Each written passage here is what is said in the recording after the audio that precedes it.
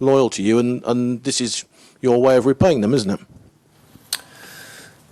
Well, I think that the last 2 years, I think we've had a really successful seasons here at West Ham. In fact, I think they've been great seasons for West Ham.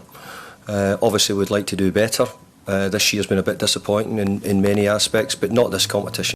David Moyes, the head coach of the West Ham United Football Club, he's just now speaking towards the Europa Conference League against the football club. The Hudes to say that the only hope that remains for him this season is to make sure that he does very well against AZ in this, of course, Conference League. And in fact, David Moyes is just one among the fantastic and the incredible head coach of the West Ham United, and he is just the master of the tactics. And in fact, he used to say that they are going to face them while they know that they are in a bad situation. And in fact, it's going to be fantastic. It's going to be amazing. It's going to be the fascinating game due to the fact that their opponents are all well and better. They are going to face the stronger opponent.